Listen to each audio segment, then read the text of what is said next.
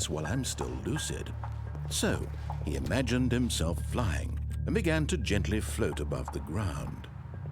Then he imagined himself soaring through space on a magical starfield, and it too appeared. It was so much fun, and Stanley marveled that he had still not woken up.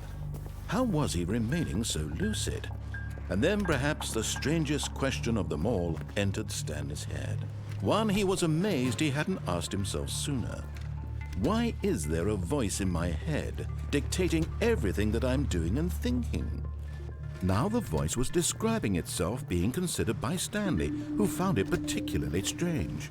I'm dreaming about a voice describing me, thinking about how it's describing my thoughts, he thought. And while he thought it all very odd and wondered if this voice spoke to all people in their dreams, the truth was that, of course, this was not a dream. How could it be? Was Stanley simply deceiving himself, believing that if he's asleep, he doesn't have to take responsibility for himself? Stanley is as awake right now as he's ever been in his life. Now, hearing the voice speak these words was quite a shock to Stanley. After all, he knew for certain, beyond a doubt, that this was in fact a dream. Did the voice not see him float and make the magical stars just a moment ago? How else would the voice explain all that? This voice was a part of himself too. Surely, if he could just... He would prove it. He would prove that he was in control, that this was a dream. So he closed his eyes gently, and he invited himself to wake up. He felt the cool weight of the blanket on his skin, the press of the mattress on his back, the fresh air of a world outside this one. Let me wake up, he thought to himself. I'm through with this dream. I wish it to be over. Let me go back to my job. Let me continue pushing the buttons. Please, it's all I want. I want my apartment and my wife and my job. All I want is my life exactly the way it's always been. My life is normal. I am normal. Everything will be fine. I am okay.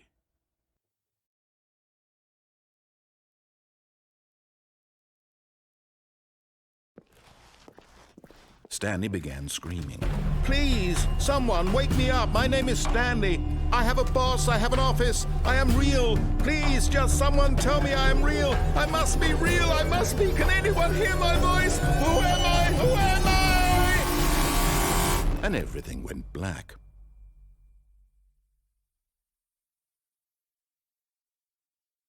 This is the story of a woman named Mariella. Mariella woke up on a day like any other. She arose, got dressed, gathered her belongings, and walked to her place of work. But on this particular day, her walk was interrupted by the body of a man who had stumbled through town talking and screaming to himself, and then collapsed dead on the sidewalk. And although she would soon turn to go call for an ambulance, for just a few brief moments, she considered the strange man. He was obviously crazy. This much she knew. Everyone knows what crazy people look like. And in that moment, she thought to herself how lucky she was to be normal. I am sane. I am in control of my mind. I know what is real and what isn't. It was comforting to think this, and in a certain way, seeing this man made her feel better. But then she remembered the meeting she had scheduled for that day. The very important people whose impressions of her would affect her career, and by extension, the rest of her life. She had no time for this, so it was only a moment that she stood there, staring down at the body. And then she turned and ran.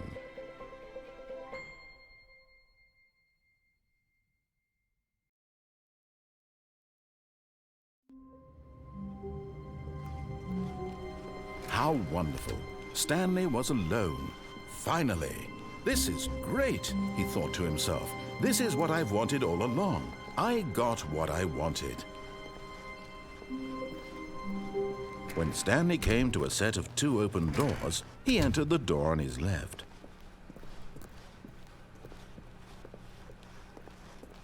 Yet there was not a single person here either.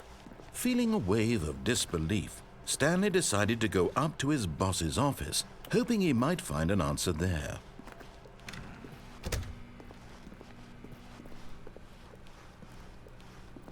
Coming to a staircase, Stanley walked upstairs to his boss's office.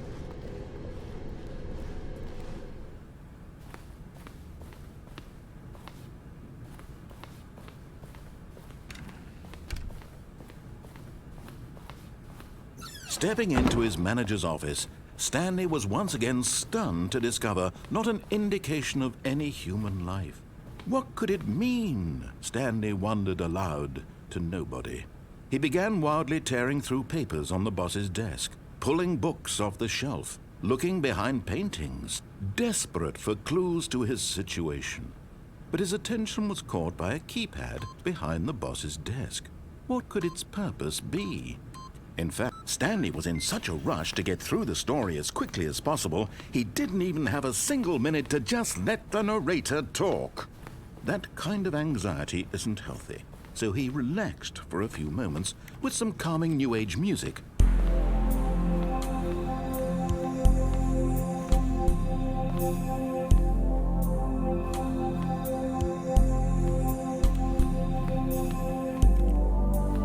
Feeling soothed and rejuvenated, Stanley calmly walked forward into the opened passageway.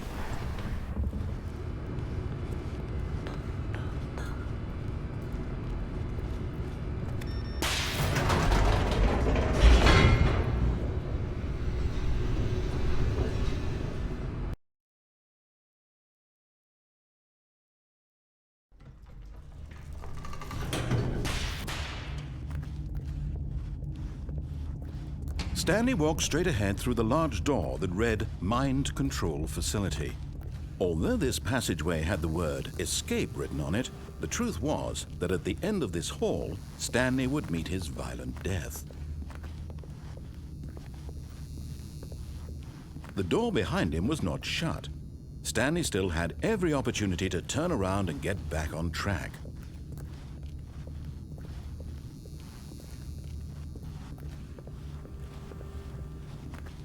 At this point, Stanley was making a conscious, concerted effort to walk forward and willingly confront his death.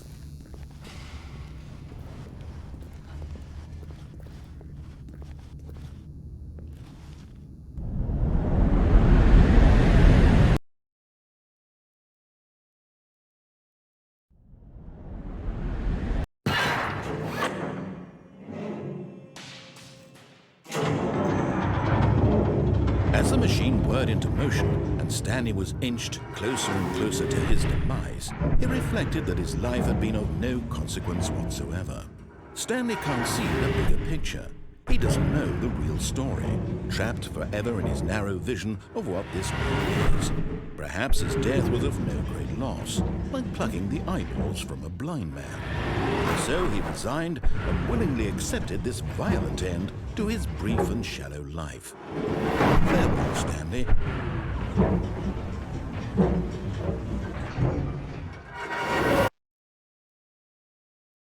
"Farewell, Stanley," cried the narrator, as Stanley was led helplessly into the enormous metal jaws. In a single visceral instant, Stanley was obliterated as the machine crushed every bone in his body, killing him instantly.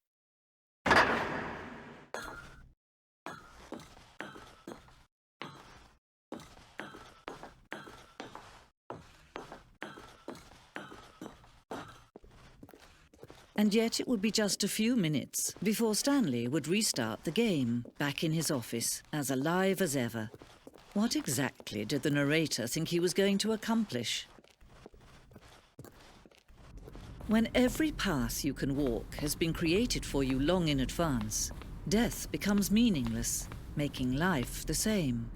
Do you see now? Do you see that Stanley was already dead from the moment he hit start?